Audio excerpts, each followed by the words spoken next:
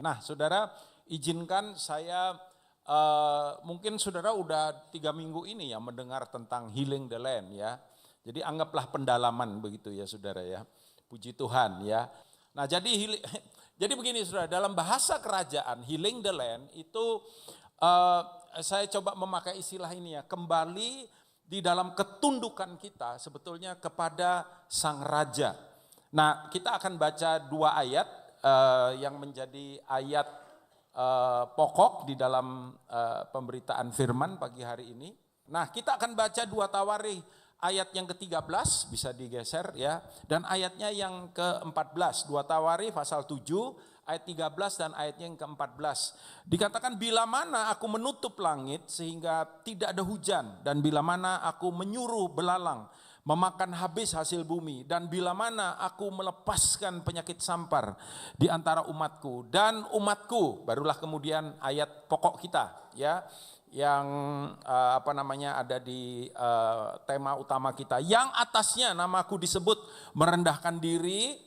Jadi nomor 1 yang atasnya namaku disebut merendahkan diri, berdoa dan mencari wajahku, lalu berbalik dari jalan-jalan yang jahat, maka aku akan mendengar dari sorga dan mengampuni dosa mereka serta memulihkan negeri mereka.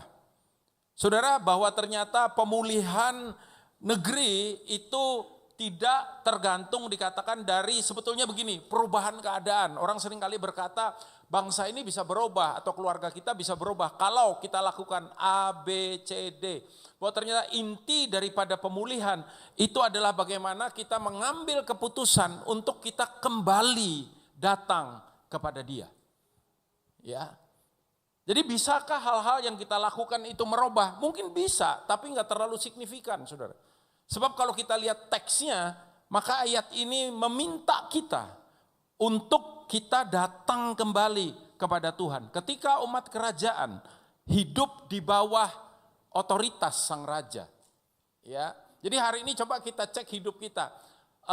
Kita ada nggak di dalam kesungguhan ketundukan akan Dia gitu. Salah satu kunci daripada ketundukan adalah tentu saja ketaatan kepada firman-Nya atau ketaatan kepada kehendak-Nya. Bahwa hal itu dinyatakan lewat apa? Lewat kerinduan kita, saudara, untuk datang kepada Dia. Salah satu yang real, ya, kalau kita lihat parameternya, kerinduan kita untuk datang kepada Dia adalah kerinduan kita kepada firman-Nya. Nah, saya datang pagi ini bukan untuk menghakimi saudara, tapi kita boleh cek ini di dalam hati kita. Misalkan kita ada kerinduan nggak untuk baca firman, simple, ya. Kita ada kerinduan nggak untuk kita baca Alkitab kita. Saya ketemu dengan salah satu hamba Tuhan ya, yang dulu pernah sama-sama ketika saya ada di student ministry, di pelayanan mahasiswa pada waktu itu. Lalu ketika duduk ngobrol, ngopi begitu, dia nanya sama saya, Den, kamu masih ingat nggak dulu waktu kamu pertama kali ketemu Tuhan, lahir baru, bertobat katanya. Kamu masih ingat nggak bagaimana perasaan kamu atau kerinduan kamu tuh terhadap firman? Saya ingat, saudara. Saya baca Alkitab tuh seperti lapar dan haus, betul-betul lapar dan haus. Saudara kalau lapar, ya lapar banget gitu, lalu kemudian pengen makan sesuatu dan makanan itu ada di depan saudara. Kira-kira cara saudara makan beda nggak dengan cara makan biasa-biasa aja, saudara? Beda ya? Beda. Bahkan ketika pelayan itu bawa kemudian makanan itu dari dapur keluar kemudian menuju ke meja saudara, itu udah mupeng banget kan, saudara? Tahu mupeng ya? Muka pengen. Kayaknya kita tuh lihat tuh, ayo cepet dong, kenapa sih mesti dilambat-lambatin? Taruh di depan saya, ada sebuah rasa lapar yang bergelora begitu di dalam hati kita. Nah hari ini saudara, kalau kita lihat Alkitab, kalau kita baca firman, perasaan itu masih ada apa enggak, saudara? Apakah kemudian kita bilang, ya baca lagi gitu ya. Kenapa sih gitu? Nah kira-kira mungkin udah 6-7 tahun ya, yang lalu saudara, saya mengajak ya beberapa yang di Surabaya itu yang saya muridkan, ini udah next, ini tolong multimedia jadi saya udah geser. Nah, oke ya. Nah, saudaraku, ini sorry ya, saya karena ini tadi lambat jadi tolong multimedia. Saya nggak suka ngomong next ya, jadi saya nggak akan ngomong next. Coba dicek aja gitu ya. Ini mohon maaf ini ya. supaya lancar ya ngomongnya. Anyway, saudara, saya ngajak beberapa orang yang, saya bilang gini, mau nggak ya supaya kita pelihara komitmen kita aja gitu. Mau nggak kita bikin grup ya untuk kita baca Alkitab bareng. Jadi itu grup tentang pembacaan Alkitab, tapi nggak cuman baca. Supaya kita lebih committed, kita bikin jurnal dari situ. Kan tiap tahun kita keluarin daftar pembacaan Alkitab setahun. Kalau saudara ikuti itu, ya maka by the time saudara 1 tahun, jadi dari Januari tanggal 1 sampai Desember tanggal 31, saudara selesai membaca 1 Alkitab. Ya kira-kira 7 tahun yang lalu saya memulai ini saudara. Nah awal-awal saya jurnalnya nulis, habis itu saya foto, saya kirim di grup itu. Mereka juga begitu yang bareng-bareng sama kita. Ya. Terus ada yang bilang, kok daripada itu di foto menu-menuin memori katanya. Tulis aja jurnalnya di HP lalu nanti di share di grup. Benar juga. Jadi udah berapa tahun saya udah kumpulin itu saudara. Ya. Nah, saya mau jujur sama saudara, ada masa-masa di mana ada pergumulan gitu. Saya baca dan kemudian apalagi mesti bikin jurnal ya. Jadi dari ayat-ayat yang kita baca itu ada nggak ayat yang jadi rema buat kita? Kita bikin jurnalnya dari situ. Nah anyway begini, sebetulnya itu buat ngecek saudara. Buat ngecek kelaparan dan kehausan kita akan Dia. Yang gampang sebetulnya dinyatakan lewat pembacaan daripada firman Tuhan. Nah hari ini bagaimana saudara? Ya, karena Alkitab yang kita baca tadi mengajarkan kepada kita bahwa janji Tuhan untuk healing the land. Kata healing itu kan Rafa. Kalau sudah tahu dari kata Rafa itu muncul istilah Jehovah Rafa misalkan. The Lord is my healer. Tuhan itu yang memulihkan, menyembuhkan, mengembalikan kepada asal mulanya. Itu Rafa. Ya.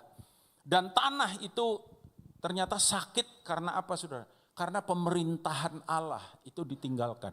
Saudara kalau baca Alkitab, narasi Alkitab tuh simple saudara, jelas. Ya kalau kita baca, ketika Israel memberontak, maka kemudian Israel menerima akibatnya. Yang tentu saja nggak bagus ya, kalah, menderita, ya bahkan ada penyakit.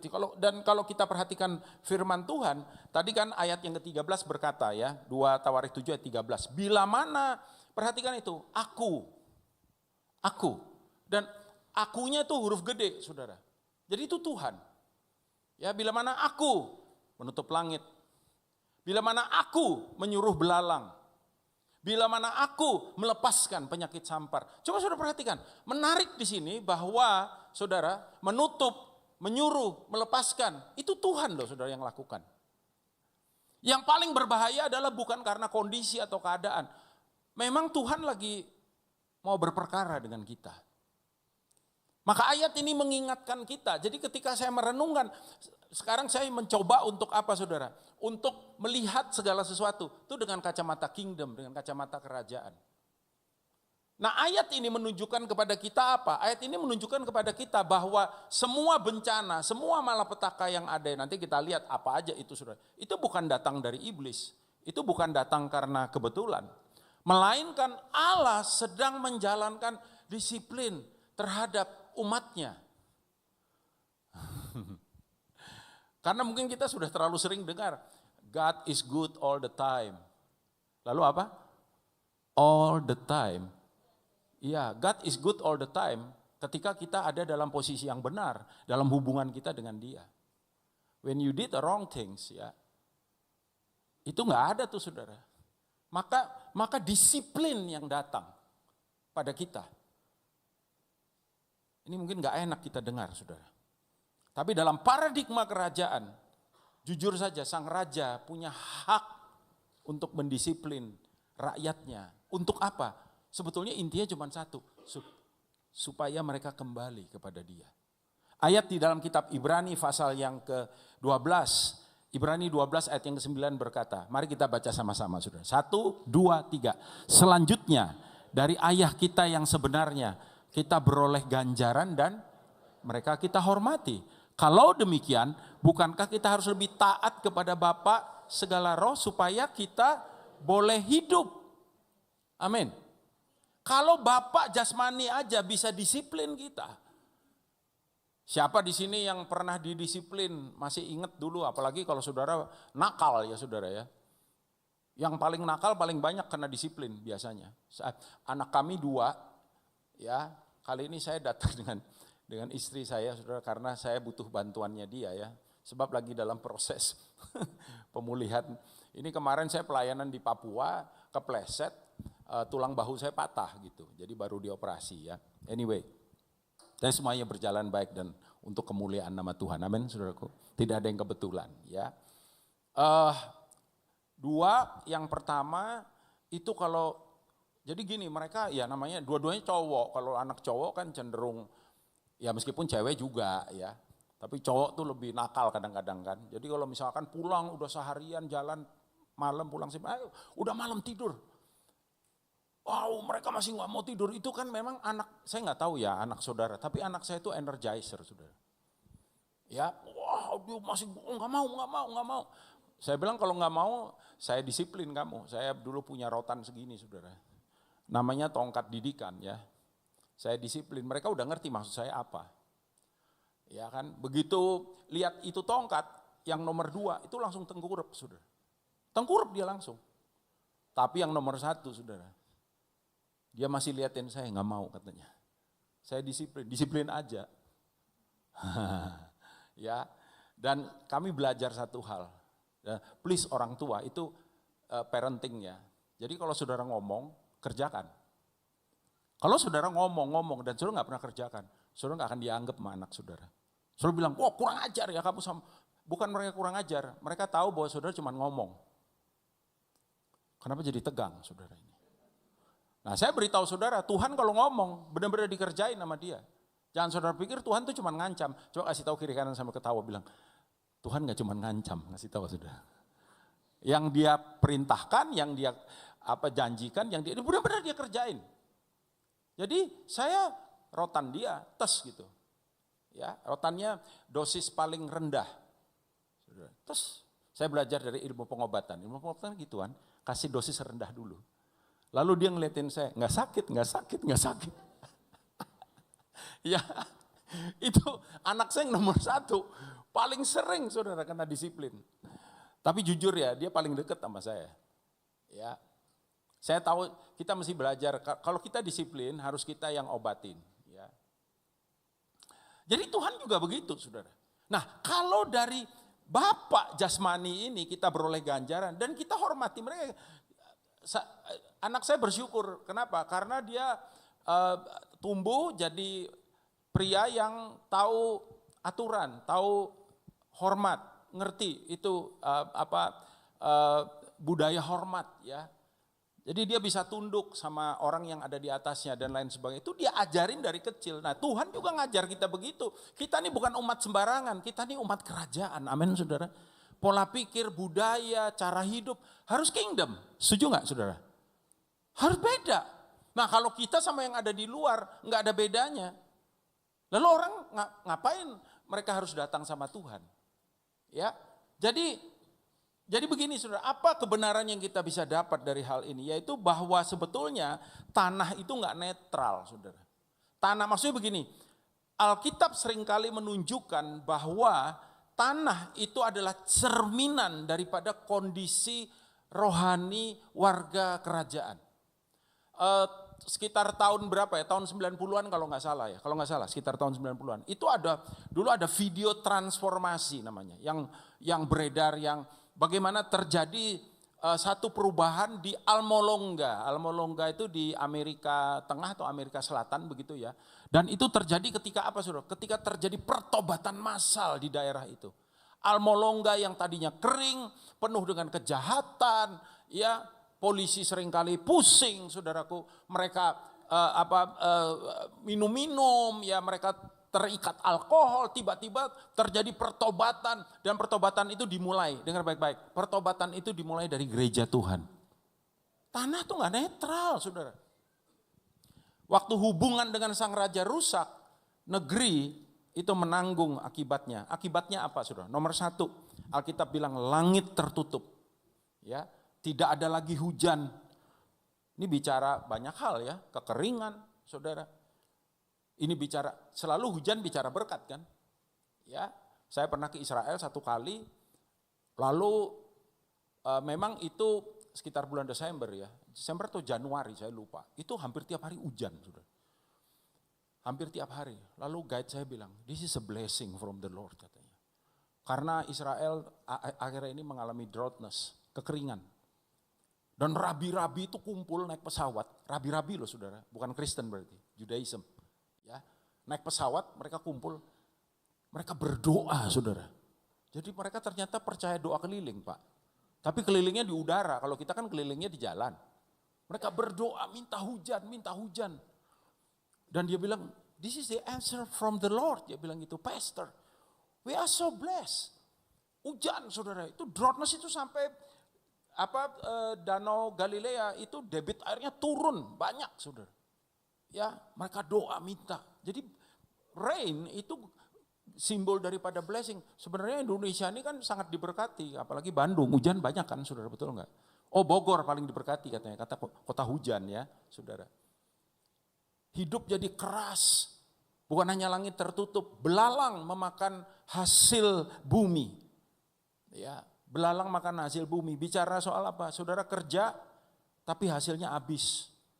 Ada istilah pundi-pundi yang berlobang saudara. Pundi-pundi itu tempat orang dulu menyimpan hasil kerjanya. Nah kalau ada lobangnya, habis masuk apa saudara? Keluar.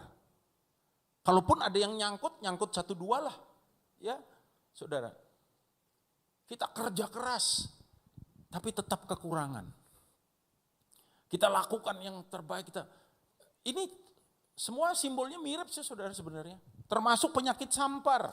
Ya, bicara kelemahan tubuh. Ya, penyakit itu selalu berbicara tentang sesuatu yang menggerogoti dari apa saudara? Dari dalam, betul enggak?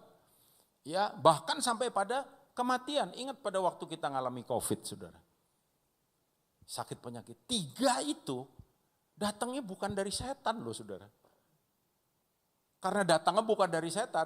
Kasih tahu lagi kiri kanan bilang, lu tengking juga percuma. Gitu, kasih tahu saudara. Sampai setannya garuk-garuk kepala. Kenapa kita aja yang disalahin ya katanya. Dulu ada hamba Tuhan bilang, nggak usah nyala-nyalain setan. Karena dari dulu setan emang udah salah. Ngapain? Ini gara-gara setan ini roh kekeringan, ini roh tamak, ini roh tamaknya bilang ini, dia ngelus dada saudara, bukan salah gua juga gua disalahin. Dasar gereja. Yang salah tuh kita. Jadi seruan ini seruan apa? Seruan pertobatan bagi gerejanya. Dan apa yang menjadi kunci pemulihan? Nah ini saya baru mulai dari sini, baru mulai khotbah nih sudah. Enggak ya, ini bagian terakhir ya. Jadi pemulihan dimulai dari mana? Luar biasanya. Sebenarnya ini suara gembala senior, dia sempat ngomong ya Pak Arifin, kira-kira 3 minggu apa 2 minggu yang lalu ya. Itu dimulai dari identitas dikatakan. Ayat 14 bagian A itu kan berkata, dan umatku yang atasnya namaku disebut. Jadi Allah tidak memulai dari tindakan, tapi dia mulai dari sebuah identitas. Identitas apa? Identitas kita. Kita harus ingat siapa kita, saudara. Orang kalau udah lupa diri itu orang apa, saudara? Namamu siapa? Pangeran Diponegoro. Itu orang apa coba, saudara? Ya, nggak ngerti dia siapa, nggak tahu siapa, apa yang jadi identitasnya, saudara. Bahwa Alkitab berkata, di dalam perjanjian baru dikatakan kita itu, 1 Petrus 2 bilang kamulah imamat yang rajani misalkan. Bangsa yang kudus, umat kepunyaan Allah, umat yang berbeda, umat yang peculiar people bahasa Inggris, umat yang unik. Umat yang lain dari yang lain. Kita mesti menyadari kita ini siapa. Karena ketika kita menyadari kita siapa, kita akan hidup, berpikir, bertindak, berbuat sesuai dengan apa saudara? Identitas kita. Ya. Ketika kita lupa kita siapa, bahkan mungkin kita menyamakan diri kita dengan orang yang ada di luar. Semuanya jadi salah, pola pikir kita salah, pola tindak kita salah, perbuatan kita apalagi saudara. Ya. Alkitab berkata, Filipi 3 ayat 20 menyebutkan bahwa kita adalah warga kerajaan. Salaman dulu dong kiri kanan, warga kerajaan. Gimana kabarnya hari ini? Ada kerajaankah dalam hidupmu, saudara? Seperti doanya Tuhan Yesus dalam Matius 6 ayat 10. Datanglah kerajaanmu, jadilah kehendakmu di mana saudara? Di bumi seperti di sorga. Jadi sebelum kita berbicara tentang perubahan, Allah terlebih dahulu memulihkan identitas umatnya. Amin. Kita tiap hari harus selalu mengingatkan kita ini siapa. Gampangnya saudara, misalkan saya ini belajar untuk berubah banyak saudara. Dan saya bersyukur saya punya istri yang sabar ya. Yang selalu mengingatkan suaminya. Jadi perbaikan saya itu nomor 1 itu dari orang terdekat saya. Puji Tuhan. Jadi suami-suami kalau diingatkan istrinya harus dan bersyukur. Ya. Tapi istri saya suka ngomel Pak. Ya kalau begitu doakan supaya ngomelnya dipakai Tuhan untuk merubah kita. Amin saudara. Cuman Pak Bob yang amin. Yang lain gimana? Oh Bapak sih nggak tahu Pak model istri saya Pak. Ya tapi kan yang pilih dia jadi istri, saudara kan saudara sendiri. Saya bersyukur saudara, istri saya sering, siapa yang berani kritik khotbah Pak Daniel saudara? Staf di kantor, oh nggak berani saudara. Saya tanya gimana khotbah saya, Pak? Ya, orangnya GO nggak berani kritik Pak Bob. Menurut kamu saya gimana Pak? Tapi yang berani Bu Christine. Istri saya bilang, kamu mulai tua loh. Emang iya. Menua itu alami, betul nggak saudara? Iya. Coba kasih tahu lagi kiri kanan bilang, lu diam aja tua sendiri. Tadi istri saya bilang, celana kamu kayak WL katanya. Celana. Saya suka gombor-gombor gini, adem. Kalau panas tinggal gini saudara. Ya, ini supaya saya nggak kerasa tua gitu ya. Nggak apa-apa ya saudara ya. Ya. Anyway. Jadi saya ingetin saya saudara. Ingetin saya supaya tahu saya siapa gitu. Kamu tuh hamba Tuhan. Kamu tuh punya tanggung jawab. Ya. Kalau sampein firman, sampein yang bagus, persiapkan yang baik. Ya, jangan mirip terus gitu ya. Kalau perlu cari katanya saudara. Ya, saya ikutin. Ya. Untuk ngingetin saya siapa. Karena identitas kita akan menentukan cara hidup kita. Dan Tuhan bilang, start umatku yang atasnya namaku disebut. You have to know who you are. Ya kan 3 kunci kemenangan. Tahu siapa kita, tahu siapa Tuhan kita, tahu siapa musuh kita. Barulah kemudian kita bisa belajar berespon dengan benar. Ayat 14 bagian B tadi. 1 apa saudara? Respon umat kerajaan merendahkan diri. Bahasa Ibraninya kana. Kana itu subdue ya, menundukkan diri. Into subjection. Secara sengaja kita merendahkan diri kita. Karena kerajaan Allah itu hanya bisa didiami, dimasuki dikatakan oleh mereka yang melepaskan tahta dirinya. Apa definisi pertobatan dari sudut pandang kerajaan? Kita turun tahta, Yesus naik tahta, amin saudara. Kita biarkan dia memerintah dalam kehidupan kita. Menjadi raja di dalam kehidupan kita. Matius pasal 18 Matius 18 ayat 3 dan 4. Lalu berkata, aku berkata kepadamu, sesungguhnya jika kamu tidak bertobat dan menjadi seperti anak kecil ini, kamu tidak masuk ke dalam kerajaan sorga. Sedangkan barang siapa merendahkan diri dan menjadi seperti anak kecil ini, dialah yang terbesar di dalam kerajaan sorga. Mengapa demikian? Karena kesombongan itu adalah bentuk sebetulnya pemberontakan, saudara.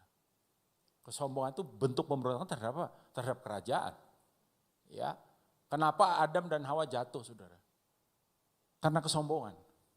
Karena pingin jadi kayak Tuhan. Kan iblis bilang, kalau kamu makan buah ini, kamu menjadi seperti apa? Tuhan. Iblis bilang begitu. Dan itu juga ada di dalam hatinya si iblis. Ketika dia sebenarnya malaikat terang. Lucifer itu malaikat terang. Lalu satu hari dia bilang, aku mau apa? Mau naik, duduk di tahta Allah. Aku mau jadi seperti dia, kesombongan. Kesombongan itu pemberontakan terhadap kerajaan. Yakobus pasal 4 ayat 6 bilang begini. Tetapi kasih karunia yang dianugerahkannya kepada kita lebih besar daripada itu. Karena itu ia katakan, baca sama-sama 1, 2, 3. Allah menentang orang yang congkak tetapi mengasihani orang yang rendah hati. God resists the proud but give grace to the humble.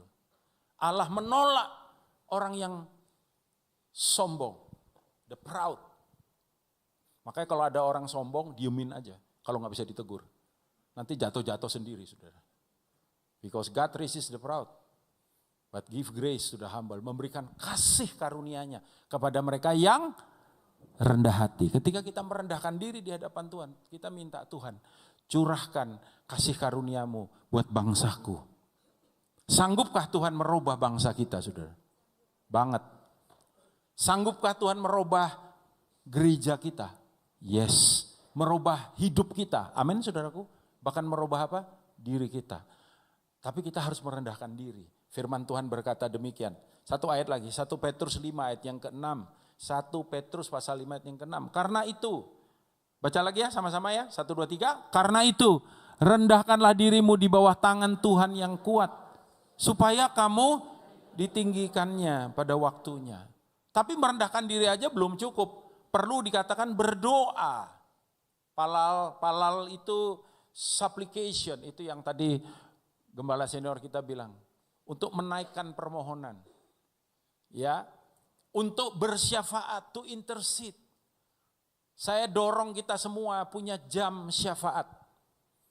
Doa syafaat. Ya saudara, kenapa? Karena inti daripada doa sebetulnya itu adalah ekspresi daripada kebergantungan dan penyerahan kita kepada pemerintahan Allah di dalam kehidupan kita. Tuhan, tanpa Engkau, aku gak bisa. Yesus bilang, without me you can do nothing. Di luar aku, kamu tidak dapat berbuat apa-apa. Bagus terjemahan bahasa Inggrisnya. Without me, anehnya itu bukan you cannot do, you can do. Tapi kemudian anak kalimat itu ditutup dengan satu kata, nothing.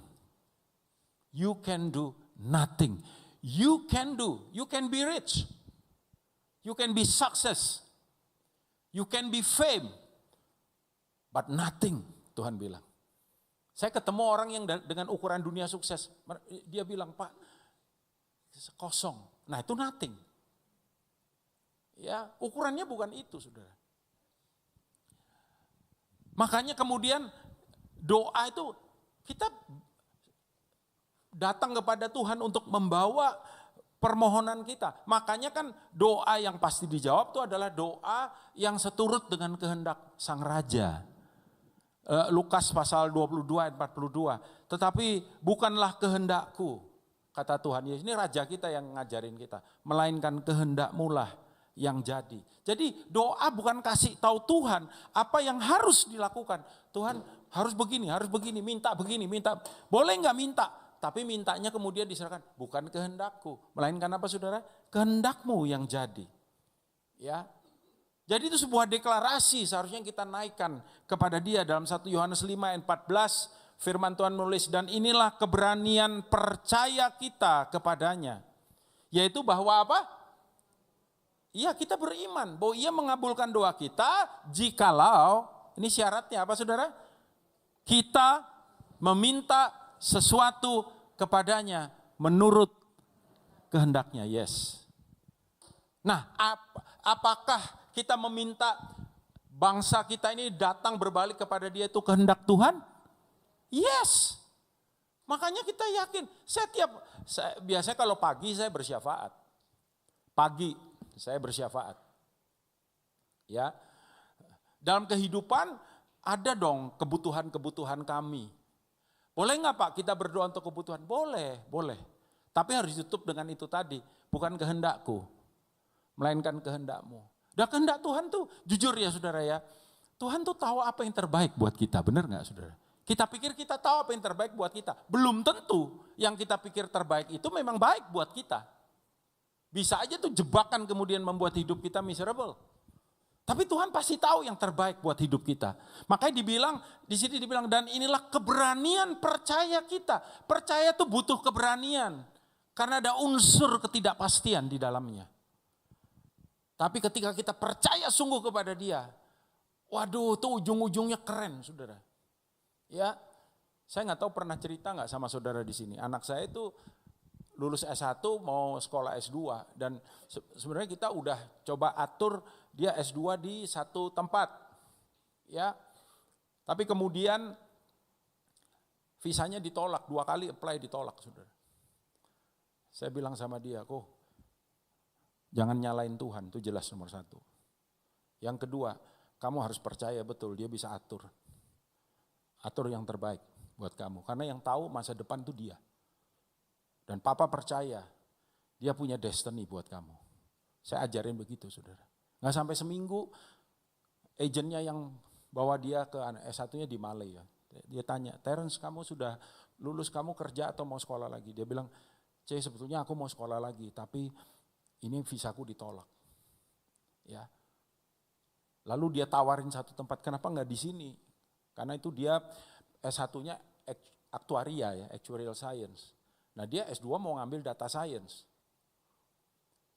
Jadi dengan background aktuaria nggak bisa. Tapi ternyata nggak bisa di kampus itu, di kampus lain bisa. Nih buktinya ada nih bisa katanya.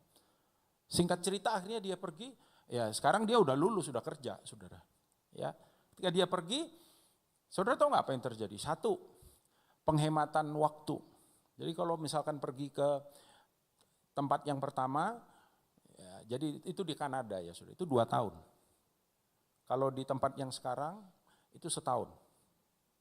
2, karena nilainya dia bagus, di tempat yang pertama nggak ada diskon. Siapa di antara saudara di sini yang senang diskon? Semua kita senang diskon, betul nggak saudara? Apalagi kalau barangnya bagus. Kalau orang Surabaya tuh barangnya bagus, diskon. Tuh sorga turun saudara. Nggak tahu Bandung ya. Sama ya. Nah di sekolah ini dia didiskon karena nilainya bagus. GPA-nya berapa? Kasih tahu. Dapat diskon, puji Tuhan. 50%. Ciamsor. Tahu Ciamsor? Ciamik Soro. Kalau orang Surabaya bilang. Diskon 50%. Ya. Jadi udah hemat waktu, hemat biaya. Lalu kalau di Kanada dulu dia postgraduate. Postgraduate setara S2 tapi enggak ada gelar S2. Cuma sertifikat aja. Di sini memang betul-betul S2. Loh, kan Tuhan atur jauh lebih bagus, betul enggak Saudara? Coba sambil ketawa lebih lebar, paling lebar bilang, kalau Tuhan atur tuh untungnya banyak, kasih tahu Saudara. Untungnya banyak kalau Tuhan atur. Nah, sudah kasih tahu Saudara? Kasih tahu lagi bilang, makanya kau jangan atur sendiri. Kau jangan atur sendiri, kau pikir kau atur hebat. Tidak, ya. Kenapa saya jadi Papua begini logat saya, Saudara? Keberanian percaya. Dan kemudian apa Saudara? Cari wajah Tuhan. Cari wajah Tuhan. Bakas itu to seek, to find. Mencari untuk mendapat atau to seek the face, cari wajahnya. Sayangnya gereja seringkali cari kantongnya atau cari tangannya, tapi nggak cari wajahnya. Jadi rumusnya begini, saudara cari wajahnya, saudara dapat tangannya. Amin saudara. Saudara dapat tangannya, belum tentu saudara dapat wajahnya. Orang tua seringkali tahu itu saudara. Kalau anaknya baik-baik, wah paling mau minta duit ini. Kalau anaknya tiba-tiba bagus, wah papa atau mama ini. Ini ada maunya ini. Nah saya kasih tahu saudara, ini Tuhan ngomong sama saya, gerejaku kadang-kadang juga begitu katanya. Mulai dari sekarang kita cari wajah Tuhan, amin saudara. Cari wajahku kata Tuhan. Ya, jadi umat kerajaan, sebetulnya fokus daripada umat kerajaan adalah pengenalan terhadap Dia. Mazmur 27 ayat 8 berkata, hatiku mengikuti firman-Mu. Apa firman-Nya? Carilah wajahku, maka wajah-Mu ku cari, ya Tuhan. Mazmur 105 ayat yang keempat, carilah Tuhan dan kekuatannya. Baca, carilah selalu. Carilah wajahnya selalu. Dalam doa, dalam keintiman, dalam persekutuan, dalam ibadah. Kita nggak cari pengkhotbah, kita nggak cari lagu, nggak cari apa, kita cari wajah Tuhan. Saudara, jadi agama itu ngejar berkat, tapi kerajaan itu ngejar sang raja. Mazmur 123 ayat 1 dan 2 saya bacakan. Mazmur 123 ayat 1 dan ayat yang kedua. Ya, nyanyian ziarah kepadamu, aku melayangkan mataku. Ya engkau yang bersemayam di sorga, lihat seperti mata para hamba laki-laki memandang kepada tuannya dan mata hamba perempuan memandang kepada tangan nyonyanya. Demikianlah mata kita memandang kepada Tuhan Allah kita sampai Ia mengasihi kita. Dan kemudian yang keempat, berbalik dari jalan yang jahat. Syuf tadi itu, ya. Syuf itu apa, saudara? To turn back. Tadi Pak Arifin bilang tesyufa. Ya, itu sebenarnya diambil dari Matius 4 ayat yang ke-17. Bertobatlah sebab kerajaan Allah sudah dekat. Kata bertobat itu tesyufa dalam bahasa Ibrani. Syuf itu tadi akar katanya. Berbalik, ya, kembali kepada rancangan semula. Kembali kepada apa yang Tuhan mau dari semula. Tesyufa. Bahasa Grekanya metanoia, perubahan pola pikir. Itu kita bisa berbalik ketika pikiran kita berubah. Yeskiel 18 ayat 32 dikatakan, bertobatlah dan berpalinglah dari segala pelanggaranmu. Ya, berubah arah 180 derajat. Metanoia kan gitu, saudara. Dari dulu ke sana, sekarang ke sana, bertobat. Ya, metanoia, itu kata berbalik. Yesaya 56 ayat yang ke-7 berkata, baiklah orang fasik meninggalkan jalannya dan orang jahat meninggalkan rancangannya. Baiklah ia kembali kepada Tuhan, maka dia akan apa, saudara? Mengasihaninya dan kepada Allah kita, sebab ia memberi pengampunan dengan limpahnya, sebab ia memberi pengampunan dengan limpahnya. Kisah para Rasul pasal 3 ayat 19 dan ayat yang ke-20. Kisah 3 ayat 19 dan ayat yang ke-20. Karena itu sadarlah dan bertobatlah supaya dosamu dihapuskan, agar Tuhan mendatangkan. Nah ini, saudara, yang kita rindukan. Waktu kelegaan. Waktu kelegaan itu times of refreshing. Mari kita berdoa supaya kepada bangsa kita dikaruniakan waktu kelegaan, waktu pemulihan, waktu penyegaran, times of refreshing. Dan mengutus Yesus yang dari semula diuntukkan bagi kamu sebagai Kristus. Barulah kemudian kita melihat apa yang jadi janji Tuhan. Ayat yang ke-14 bagian C, maka aku akan mendengar dari sorga dan mengampuni dosa mereka serta memulihkan negeri mereka. Perhatikan urutannya, saudara. Mendengar, mengampuni, dan memulihkan. Ya, jadi Allah mendengar, Allah berkenan, Dia membuka telinganya. Kalau Dia dengar aja enggak, biar kita doa sampai guling-guling, enggak ada gunanya, saudara. Tapi bagaimana cara Tuhan supaya Dia bisa mendengar? Dengan 4 langkah yang ada di atas tadi. Dia mendengar dan Dia mengambil, Dia menyatakan kemurahannya, mengampuni mereka. Barulah kemudian terjadi apa? Pemulihan. Dan saya percaya, saudara, tanah yang dipulihkan itu tidak cuma berbicara tentang bangsa kita. Tanah yang dipulihkan itu dalam konteks yang sederhana, itu juga berbicara tentang keluarga, berbicara tentang pernikahan, berbicara tentang tempat kerja kita. Mungkin bisnis saudara lagi susah. Hari-hari ini saya banyak dengar orang ngomong, Pak, memang ekonomi lagi berat, Pak. Ekonomi lagi susah Pak. Bahkan gereja juga terdampak.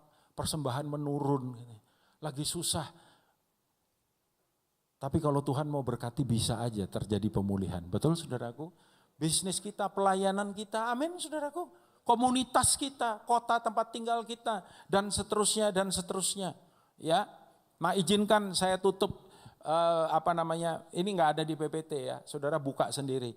2 Tawarikh 7 ayat berikutnya saudara. Coba lihat sambil kita bangkit berdiri kita baca ayat ini. 2 Tawarikh pasal yang ke-7 ayat 15 dan ayatnya yang ke-16. Coba lihat janji Tuhan. Kita imani dan kita aminkan janji Tuhan ini, amin saudaraku. Ya, boleh nggak nanti kita nyanyi lagu itu ya. Kami umatmu rendah. Atau mau nyanyi lagu yang lain? Song leader. Hah? Mau yang mana?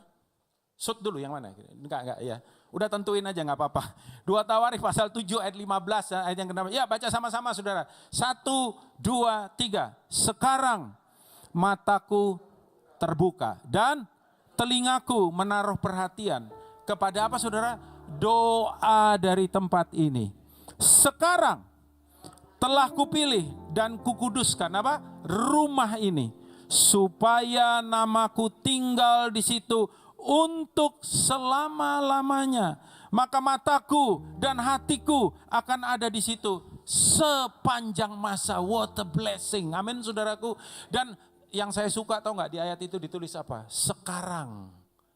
Sekarang. Sekarang. Apa artinya sekarang saudara?